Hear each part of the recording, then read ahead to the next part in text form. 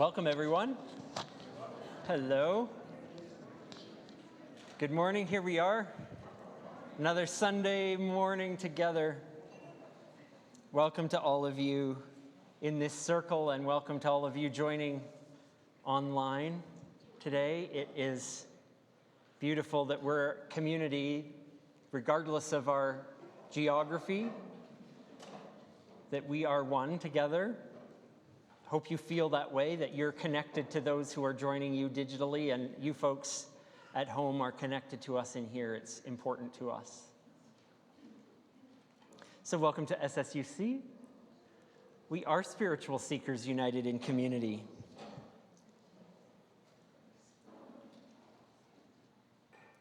And we're a circle, we're a community where we're invited to open ourselves to compassion and depth, knowing that we're each important and each valued. It's one of our strongest values as we talk about moving from strength to strength as individuals and as a community. We recognize that we're each able to be and live and make a difference in our world, and that matters to each of us. So no matter who we are welcome and safe to explore honestly here. No matter who we are, all ages, all sizes, all abilities, all colors, all sexualities, all genders, all religions or none are welcome and affirmed. So we open ourselves to deep wisdom today, the wisdom that we all collectively have with one another, the wisdom of our tradition, and the branching wisdom that takes us who knows where next. As we gather today, we also recognize that we honor the land we find ourselves on today. If we're a part of SSUC Edmonton or SSUC Saskatoon or parts in between, we are here on Treaty 6 territory. And we acknowledge and respect all of those histories and languages and cultures and spiritualities that this land has seen and witnessed over time. And the diverse Indigenous peoples who have called this home and traveling route. But we also recognize that this land has been witness to much harm, and our part and our place historically and presently in that harm. And so we acknowledge that this time is also a time to recommit, with words, yes, to our commitment to reconciliation, but more than that, that our words might move to relationships, to actions, to continued partnership together, that Indigenous and non-Indigenous alike might move together in peace, in understanding, in truth, and in reconciliation. So even though this building that we are sitting in was built coming on, 23 years, 24 years ago now, we're constantly building it. Not just the bricks and the wood and the paint, but we're building this community together, each and every time we gather, each and every time we look another in the eye and say welcome and say we're connected with each other. We're building this house. So let's sing about that and let's join ourselves into community this morning.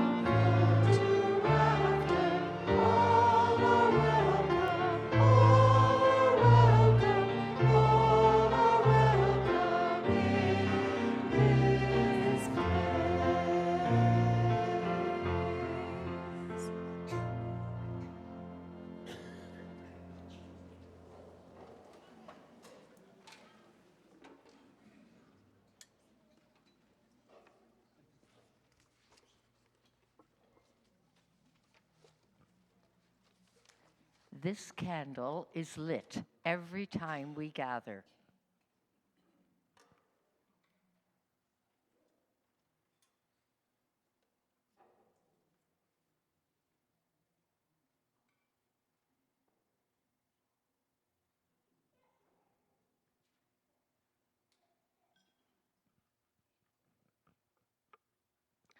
It is just a single flame, yet connected in chemistry and composition with every light.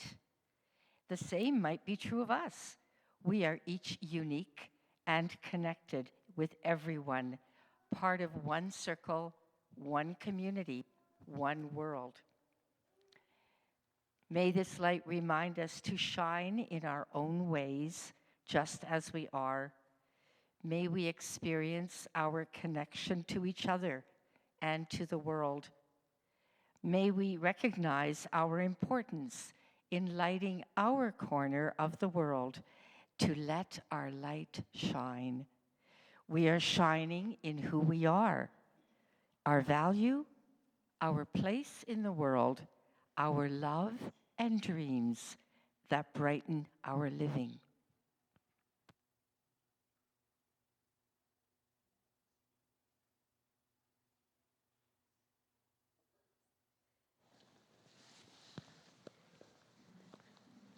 Time for all ages. Yes, it's time. We see the picture of the carpet and we come to the carpet. We're all welcome, big or small, old or young, somewhere in between. There's room on the carpet, there's room in the front row. We're welcome here.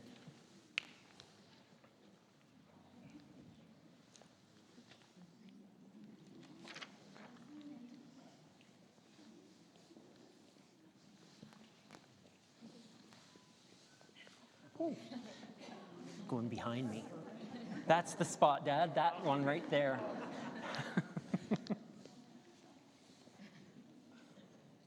I want to read you a story today, and it's a story. I don't have the book, so we're going to have to look up here for the pictures. This is a story about two girls, and something happens at school. And then it's going to maybe help us to learn something about being a friend. It's called Be Kind.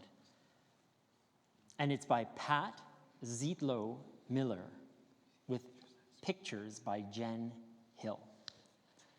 Are you ready? Here we go.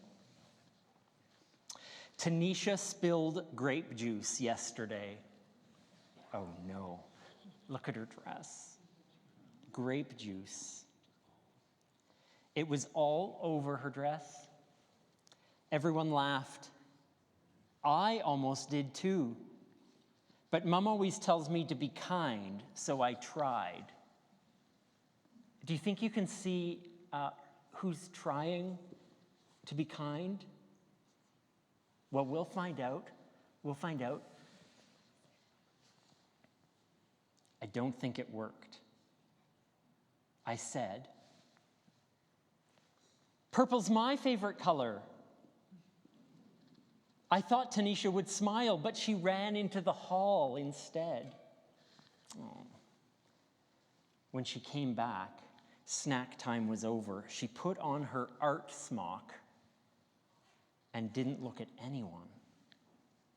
Do you see Tanisha there covering up her purple dress with her yellow art smock there? And she's sad. She's not looking at anyone. I almost told Tanisha that art was my favorite class, but I didn't want her to leave again. So I painted purple splotches and added some green until I had a bunch of beautiful violets. While I painted, I thought about Tanisha. Should I have handed her my napkin? Let her borrow my sweatshirt? Spilled my juice so that everyone stared at me instead? What does it mean to be kind anyway? Oh, we feel bad for Tanisha who spilled her grape juice at first, but we also feel we also feel a little bit for her, don't we? She doesn't know quite what to do to help her friend.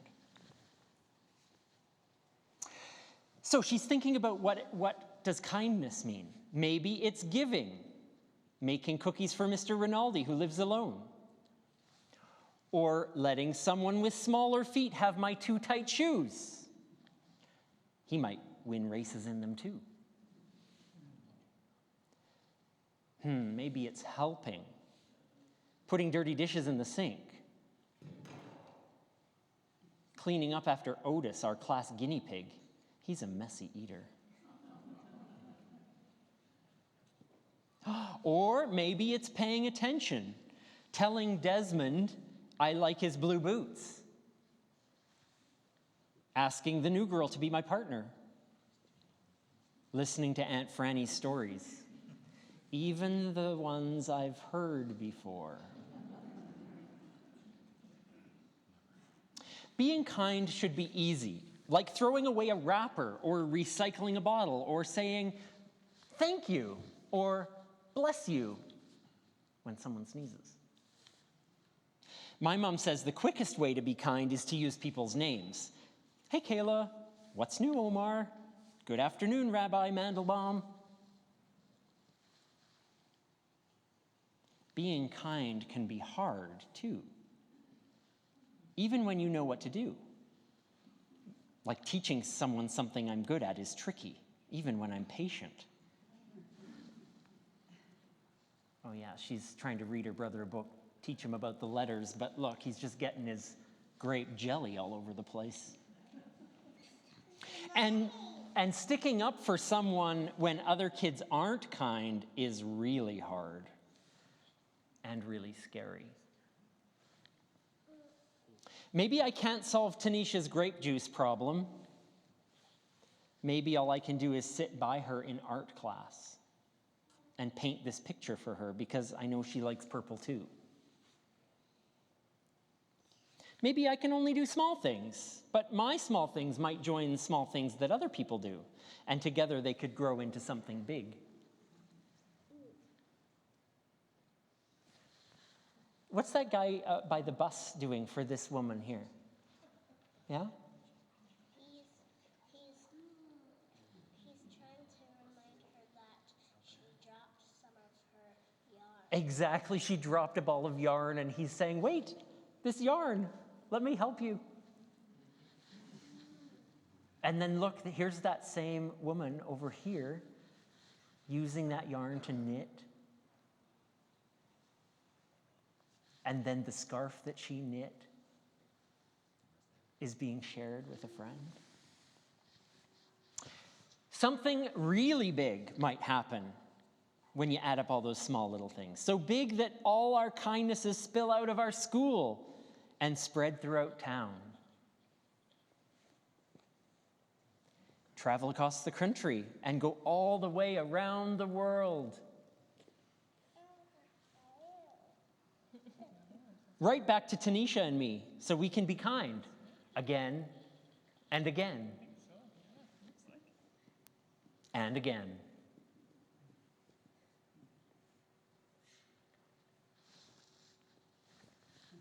Do you think she's giving her the picture of the violets, of the flowers? I think so too. And it doesn't make everything all better for Tanisha, does it? Tanisha's not super happy already. But do you think it helps? Yeah, I think so. I think that kindness helps a little bit. And then look at the last page. Look what Tanisha's doing.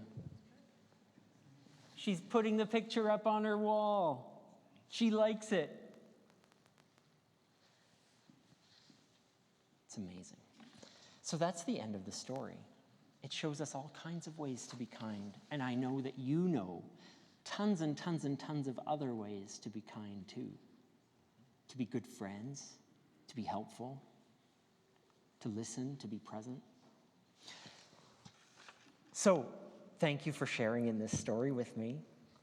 I think that there's lots of ways to practice being kind when you're with each other, with your friends, with your family. Maybe there's ways to be kind to each other in Kids Spirit this morning. will see what you're doing as you're making projects and learning all about important things. So thank you for coming. And I know Daisy and Ariane are there and waiting for you if you would like to join them this morning.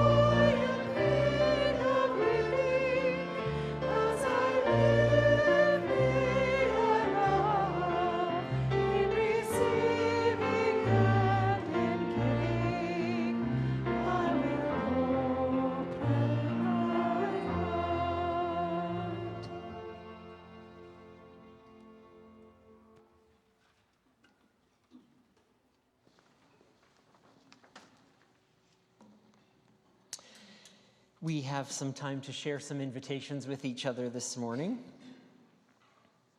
And I want to share with you, first of all, that today is a day of our annual general meeting. Woo! There's some excitement about that. That caught me a bit off guard. Not sure if it's real, but you know what is real? We get to share lunch with each other and then share the important work of our community, which should be exciting because I think we're at a time where we get to celebrate the past year and look forward to a new one in terms of the life and the work of this community. So I invite you to stay for lunch. Even if you forgot to bring something to share, there's always enough, and I think there's muffins to feed twice as many of us, and there's fruit and there's things that you've brought. So please stay, even if you didn't plan to. And then I want to say something really quick about our refugee fund. Some of you may have read in our e-messenger on Friday that our newest refugee family has arrived this week. We are so excited about that, and they've come to us from Syria originally, but and if that wasn't bad enough, they were in Turkey and survived the earthquake, although the place they were staying did not. And so now they have finally made their way to Canada and to us in Edmonton, reunited with their family here, and just a great story altogether. Contributions are needed for us to support this family over the course of the next year. We have a refugee fund, and there was definitely some money in that fund, which is why we embarked on this endeavor many years ago when we first made the application. But to support a family of 3 now in the coming year is a bit costlier than what we projected 3 years ago. So please make your donations to the Refugee Fund. Just mark them as Refugee Fund, and those will be used by us as we support that family with housing, with clothing, and everything they need, as well as ongoing support through the next year. So I know that we're generous, and I know we'll do a good job of being with and walking with this family. I want to share one other need that's come to our attention, and that is many of you might know Iris Stanley. Iris. There you are. You're waving your hand. Iris is making a move in the next couple of weeks, and Iris needs a bit of help. Living alone and moving to a smaller place, needs some help packing some of her things, and then in a couple of weeks needs some help moving those boxes to her new location. If that's something you can provide or offer, of course the timing is flexible and some of it will work out in the next little while. There's a new piece of paper on the foyer table. Let us know by signing your name there if that's something that you can contribute an hour, a couple hours to in the next couple of weeks, and then we'll be in touch with you.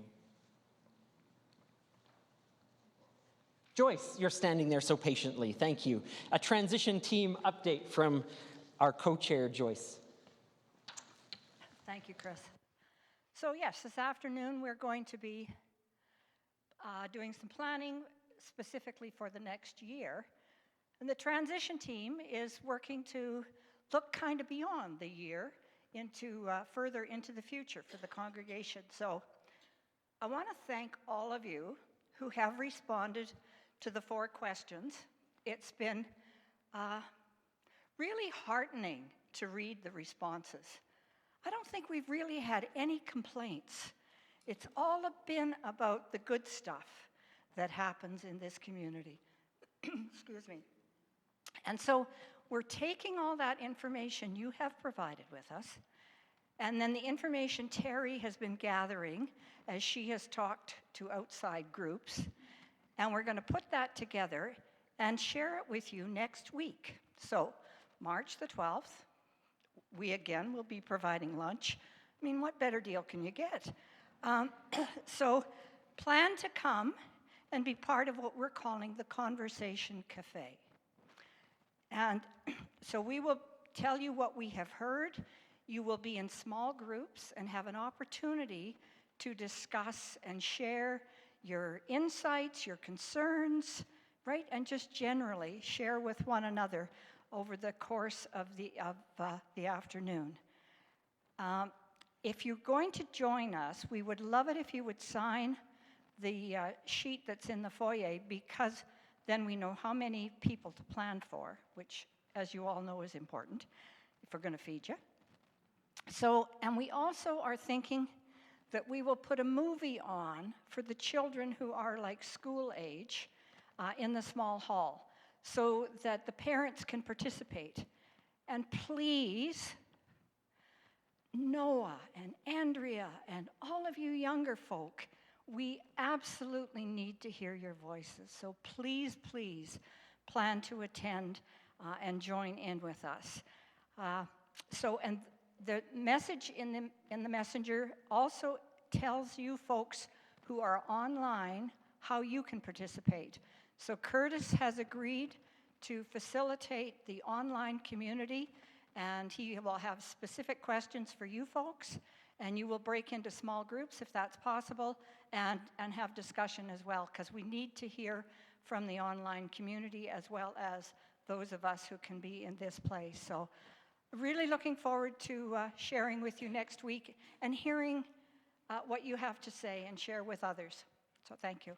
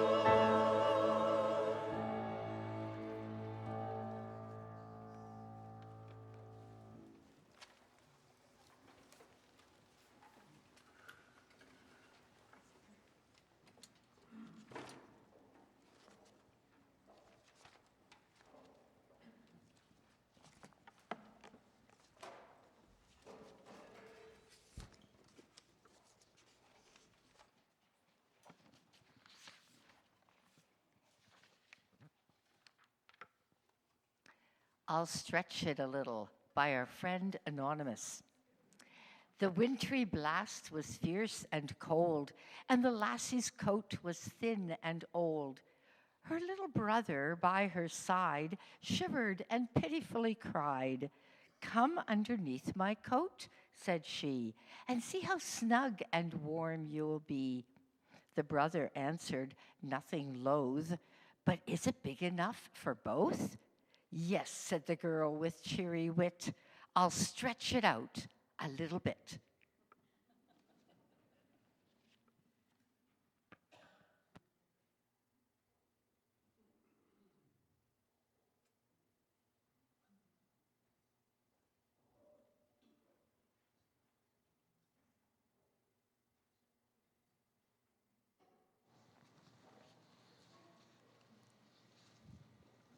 In a series on exploring strengths and how we build upon them, it's also helpful to have a week or two where, just so we don't get too high on ourselves,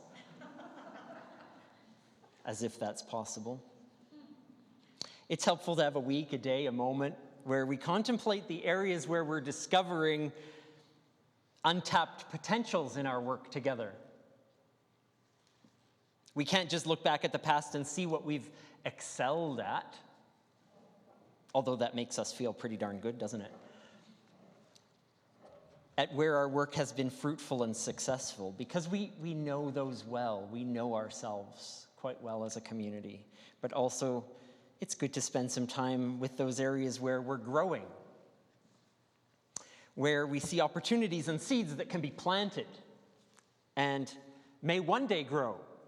Or maybe they've just been planted and they're young and they've just shot up. Or maybe the seeds are still at the grocery store.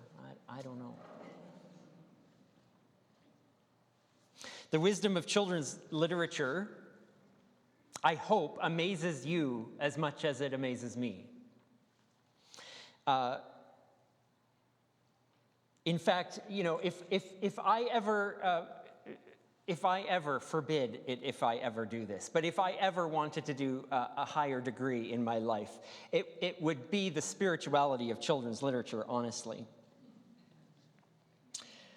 Maybe it's just a book to write one day. Pat Miller's treatment of kindness is a marvel. Pat Miller is the author of the book that we read on the carpet this morning. She gives us an example of something unpleasant that happens to a friend. And we, as the main character, wonder how just to help. Just how do we do it? Like that main character, we're often paralyzed in the face of the needs of those around us. Like her, we second guess what we did say and think what we maybe should have said. Like that main character, we get it wrong.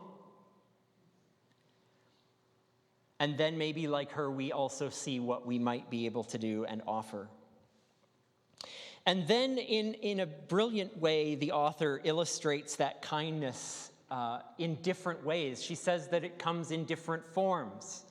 And she uses 3 pages to illustrate that. And she says that it comes in giving, it comes in helping, it comes in paying attention.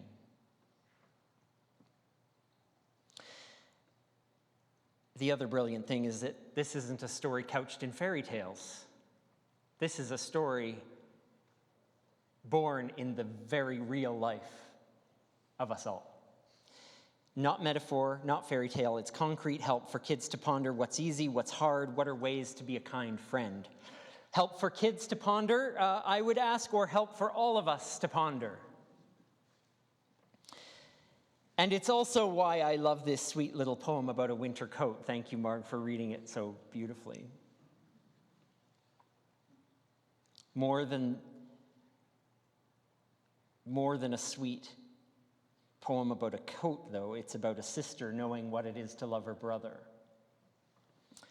Her coat is thin and old, but faced with the reality of a brother who is even colder, it's enough. And if he doesn't fit in there with her, well, she'll stretch it out a bit. Until he does. So I've been pondering what it is to be community with and for each other. I think these pieces of wisdom have something to tell us about that. It's about a lot of things, though, isn't it? And maybe as many answers as there are people of what it means to be part of community that is helpful, healthful, healing. It involves helping each other see in new ways, is one example. It involves collective action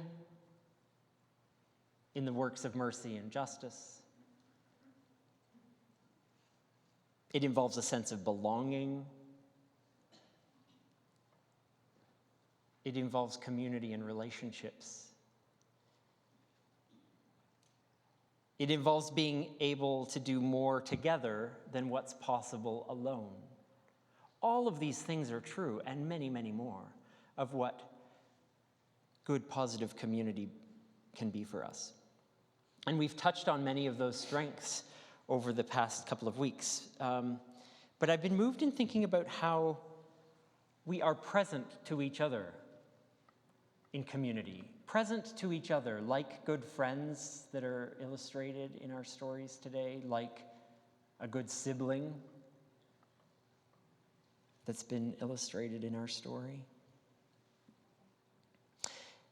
And you know this because I've said this a million times, that I believe spiritual community to be a practice ground, a laboratory. You're probably tired of me saying it.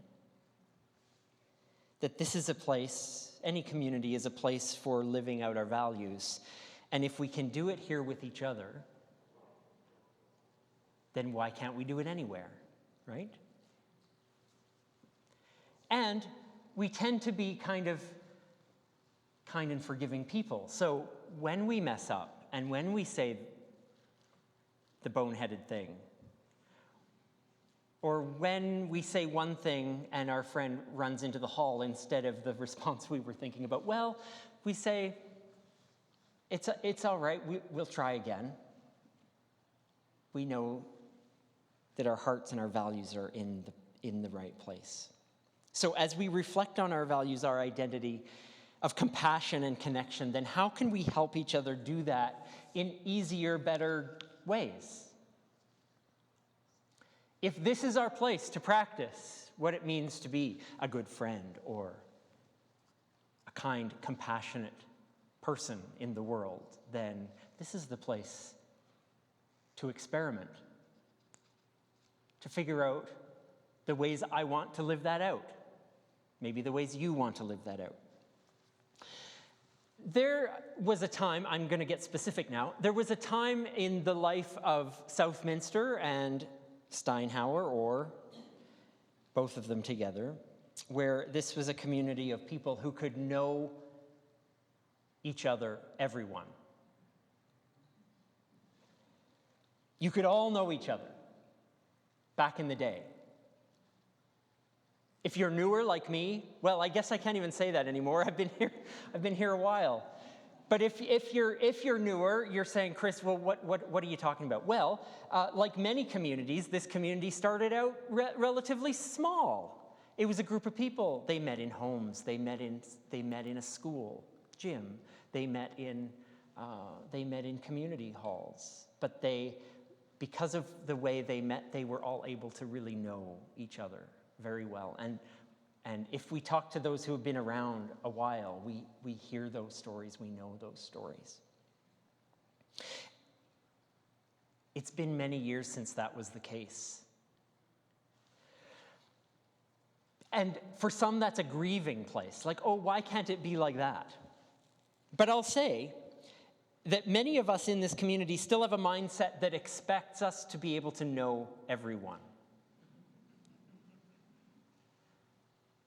Even if you're newer to us, or you come to us from various places, you think, okay, good, real, positive community, we should be able to connect and know everyone.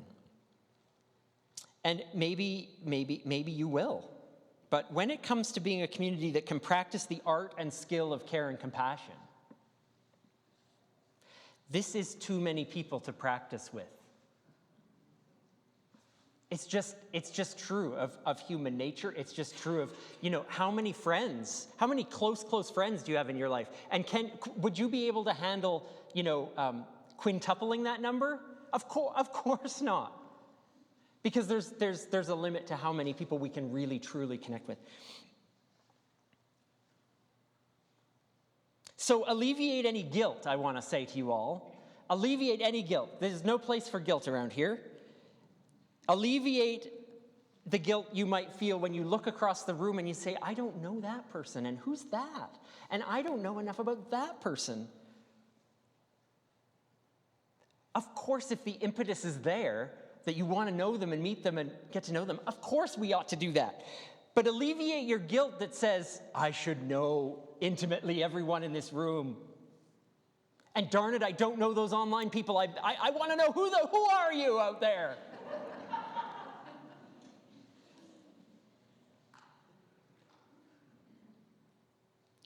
We can't have a close, personal, spiritual connection with this many people. It's just the reality, not possible. So what is possible? Well, let me illustrate this. If you've got a couple close friends in this community and you've been together doing a couple things, or you meet away from a Sunday morning experience, you know what that's like, because you can make those connections with each other. If you're part of the choir or the instrumental ensemble or whatever group that meets, you know what that's like. There's a little more time and space to connect, to get to know what's going on in people's lives. And why is that? Because it's a manageable number of people. I'm not saying anything new here, folks. This is not new wisdom, but to know what's going on in people's lives, like our earlier wisdom shared, to be able to express kindness and compassion by giving, helping, and paying attention.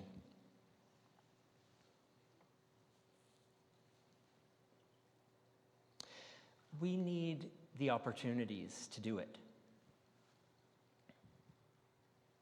If you're not part of any of those groups or other groups that, can connect and meet on a regular basis, then as a community, as people who want to live up and live into our values, it's a place of growth for us. It's a place of deepening for us, that we can work towards creating those opportunities to be together in ways that foster that connection, in ways that we can practice what it means to be there, to be present, to connect with each other in a deeper way, and in that way grow with each other. You might have some ideas around that. You might say, I'd love to be a part of a group that blank does X, Y, or Z. You're supposed to fill in the blank, by the way. That wasn't a bleeped curse word. That was a fill in the blank.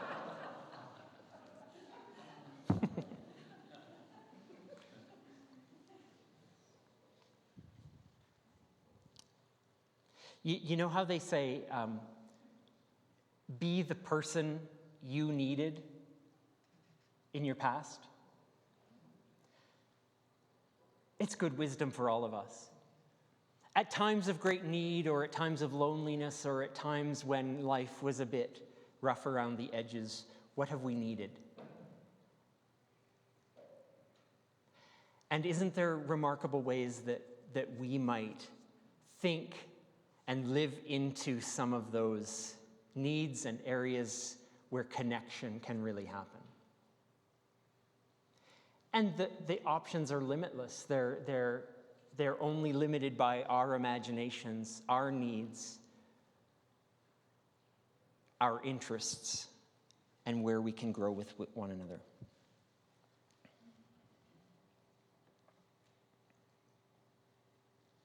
I want to share with you some verses that come from the early Christian letters to a community in Rome I'm reading from chapter 12 of Romans.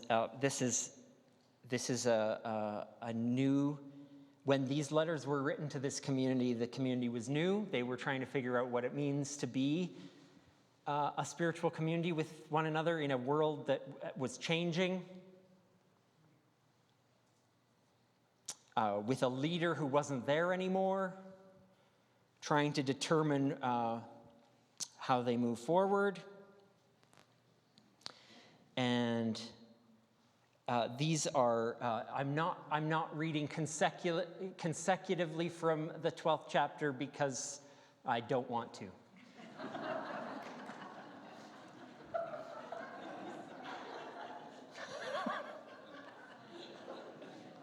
So selected verses is the polite way to say that. Love from the center of who you are. Be good friends who love deeply. Keep yourselves fueled and aflame. Don't quit in hard times, but trust in what is good all the more.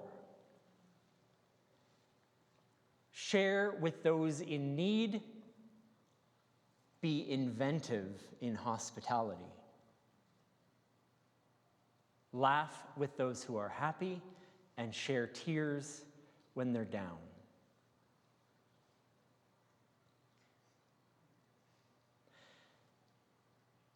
Our Christian tradition got it right sometimes. And they got it right when they talked about what it means to be a truly loving and caring community for each other. And so that's what we live up to, we live into. So I leave you with those words, from the strengths of who we are to the strengths that who we are yet to be. May we always practice stretching out our coat just a little bit more. And may it be so for you as it is for us in so many different ways.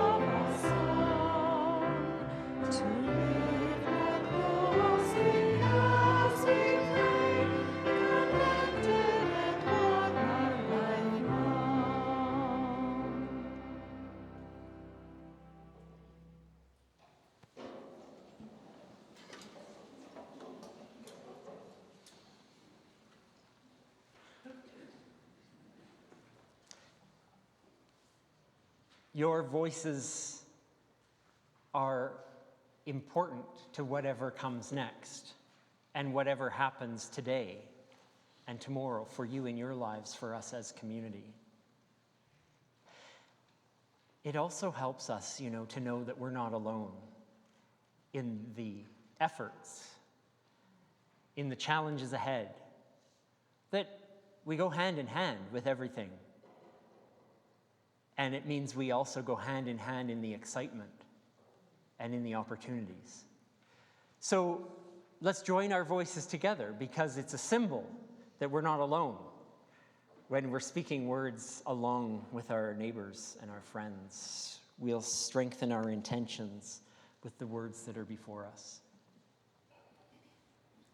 As we live each day, may our hearts be open to grow in love and in our search for what is true. As we seek to live meaningful lives, may we invest in deepening our questions, letting go of all that inhibits us, broadening our compassion, and lengthening our vision for what is possible. As those who continue to grow and evolve, may we live to make it so.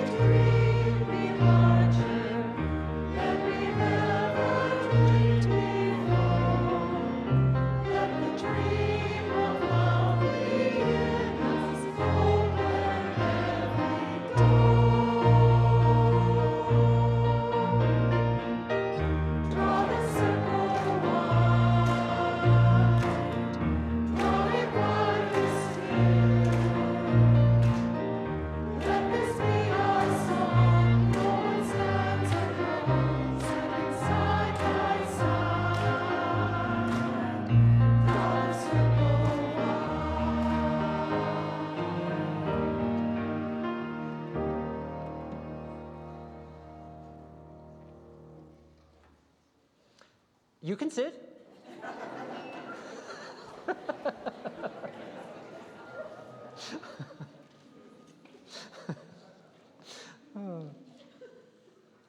I want to thank our choir, our musicians, for such beautiful music today and for the gift that they've given us. Thank you. I also want to thank Marg, as well as Marilyn and Susan in the weeks preceding that have offered their gift of presence with me and leadership with all of us as what we're calling a gathering companion, and I am so appreciative. Thank you for that.